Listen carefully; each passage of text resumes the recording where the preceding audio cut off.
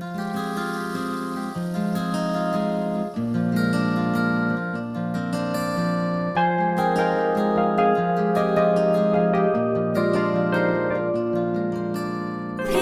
on the canvas of a clear and perfect sky, brushstrokes of a masterpiece unveil before my eyes, evidence of beauty far superior and wise. What a lovely surprise, you have opened my eyes. Bus stop? Yes. Where's the bus stop? Back there. Why is it so far away from the road? Government design.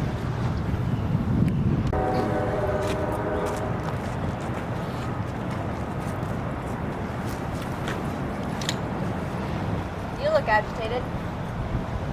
Been here a long time? I just want to get this over with. Uh-huh. I've seen that look before. Many times. You're married, obviously. The ring. But your disheveled look tells me you've been living alone. Your agitation with accompanying reluctance suggests you're about to face a divorce lawyer. Agitation with accompanying reluctance. What are you on about? Yes. Been there myself. Many a time. Did I just say many a time? Did I just say I've been there? Did I just say many a time? Why would I say that? I haven't been there. No, you're not going to meet a divorce lawyer. Much worse. You're going to meet your wife's mother at the airport. What? I am so sorry. Truly, I do feel your pain. I'm not meeting a lawyer. I'm not meeting my wife's mother. Your daughter's boyfriend. No. Your boss's mistress. I'm not meeting anyone. And my wife is asked. I'm so sorry. Can I get a do-over? What's your name? George. George. Really? George? But you're so young. No one names their kids George anymore. George Clooney. He's a million years old. George Foreman named all of his sons George. Yeah, he said he wanted all his sons to know who their father was. That's sort of a special case. Is it? Is it a special case to know who your father was? Should it be a special case to know who your father was? Wow. Sorry, friend. I didn't mean anything by it. I tend to talk a lot. Maybe you noticed. I did. It's okay. And I'm not your friend. Let me tell you about my nephew. When he was 2 years old, I took him to a fast food place with an indoor play area. There were lots of other little boys playing there, and my nephew immediately joined them. But after a little while, the other little boys left. My nephew, his name is Evan, came back to our table and sat quietly. I asked him if he didn't want to continue playing. He said, no, there are no more friends to play with. Sometimes you can learn a lot from children. We all start out as friends. Maybe that works for you, but It absolutely does. that has not been my experience. Maybe it should be. Come on. While we're waiting for the bus, let me buy you some coffee. You want to buy me a cup of coffee? Yes. But I can't miss the bus. Don't worry. We won't miss the bus. I promise. Well, I guess. Okay. By the way, what's your name?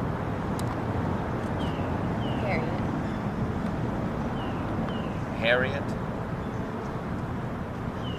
Harriet. And you were going on about my name? I know. I'm sorry. Again, I don't like my name, and I guess I project that dislike on others. Sort of a bully putting down other people because she's not comfortable with herself. I have a friend who has... Aha! You do have a friend. Okay, I have a friend, but I haven't seen him in a decade. Anyway, he has a daughter and named her Margaret. Margaret. Not the first name you'd think of for a little girl.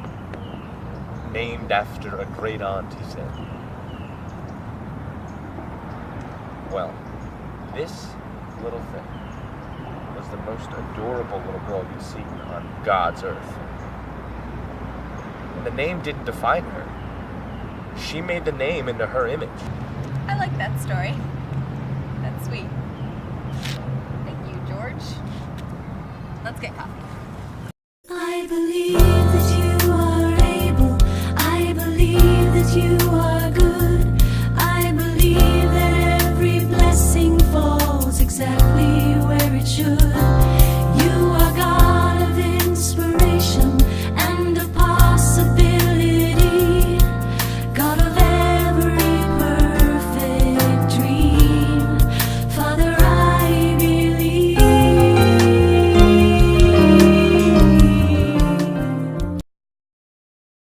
No! We missed it! We missed it, and you promised we wouldn't miss the bus. Hey, I'm so sorry.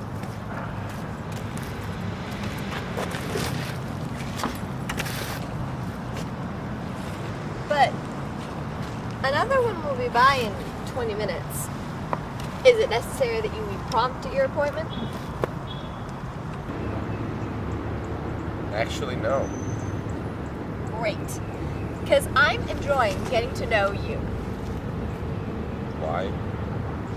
Because you're a person, a human, and you're intrinsically interesting. Think how complex you are.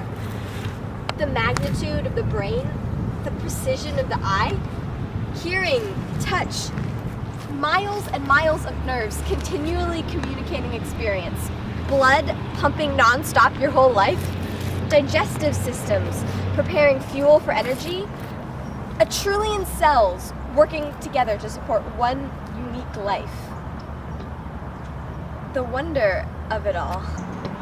You know, when I think about it all, the complexity of life, when I see a funeral procession showing us a person has ceased to live, what I find most amazing is that any one of us are alive. Ever. Each one of us are so amazing. And if that's not enough, for every cell in our body, there are 10 microbes working symbiotically in and on us.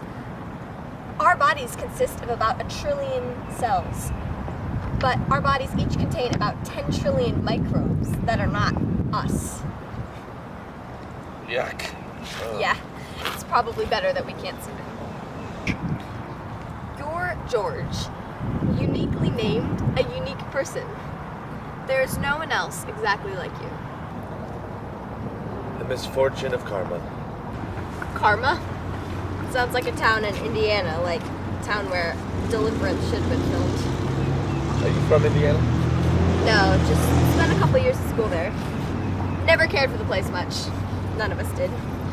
We joked that the only use for Indiana was to keep Lake Michigan out of Kentucky.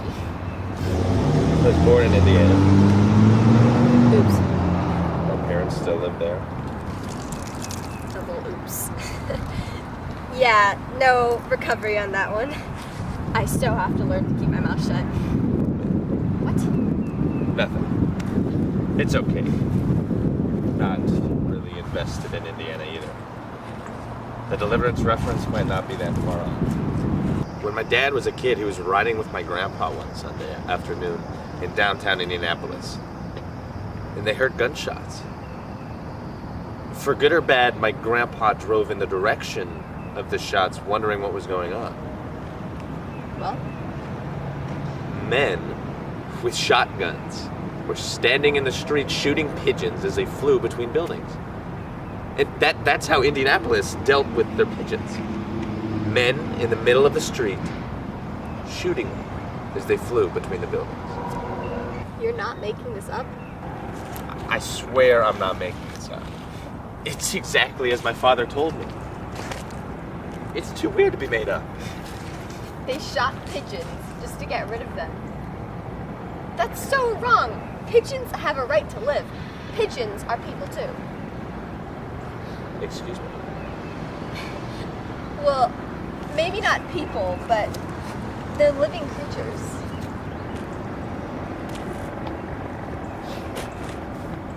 Are you a vegan? No, I'm a Methodist. No, I mean, do you eat? I know what you mean. I'm just putting you on. Okay. So, what about the pigeons? You can't just kill them. We can say we euthanize them. Yeah, that would be better. Harriet, what are you doing here? Waiting for the bus. No, why are you here? How did you get here? I mean, how did you get in this exact place at this exact time? Funny you should ask. At the beginning of the day, I certainly had no intention of being here. What happened? When I left for work in the morning, both front tires on my car were flat. Now, I don't know much about cars, but I'm pretty sure the tires are supposed to be mostly round. Nothing else was wrong with it, just they weren't round. Something of an inconvenience, you know? So what'd you do? Well, I tried to call a service garage, but my phone quit working. Just quit? Yeah, I kept getting a message. You are not authorized to make calls from this phone. If you want to make a call, please contact customer service to upgrade your plan. Which, of course, I couldn't do because I couldn't make calls from my phone. Or inconvenience. But I thought I would take a bus from the bus stop in front of my condo, then a short hop to my office, and then have someone take me to a service garage after work. Sounds reasonable, but now you're here. Right. I got on the bus that said Brent Lane. I was going to transfer at Davis and then a short hop to my office. And? Suddenly, I'm on Pine Forest Road, heading north, totally the wrong direction. I asked the bus driver where he was going. He said, "Oh, sorry, I didn't change my sign. This is the Pine Forest bus, not the Brent Lane bus." He apologized, but what could he do? Now I was farther from work than when I started. He gave me a free transfer, but then it would take me half the day to get back on track. I tried again to make a call. "I'm sorry, you are not authorized to make a call from this phone. If you want to make a call, please upgrade your plan and contact customer service." A series of nasty inconveniences. You'd think someone had it in for me. You up there? You finding this funny? You get a kick out of this?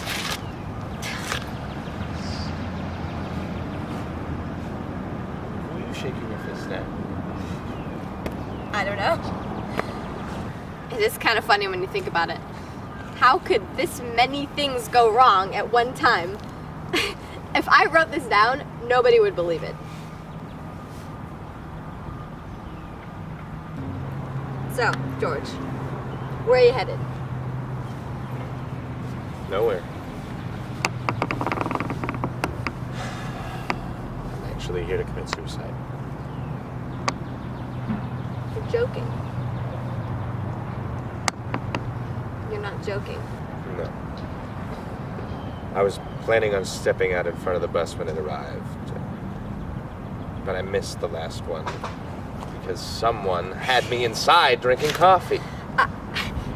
So now I wait for the next one. You do realize, don't you, that this is a bus stop? If you step in front of a bus, it won't be moving. Did I just say that out loud? George, why would you want to end your life? Better question, why would I want to live? My wife left me. She filed a restraining order, and now I learned she's with a new man. You said she had died. That sounded less complicated to say. For me, actually, I think this is worse. find you.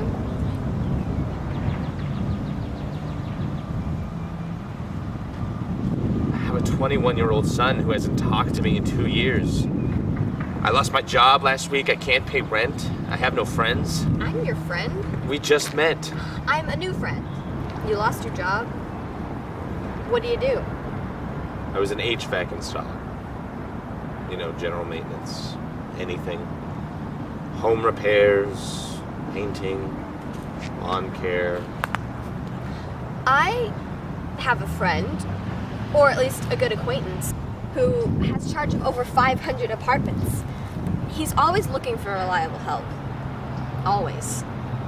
I'm sure he'd add you to his staff. It would be something. Really good. But that would just delay me.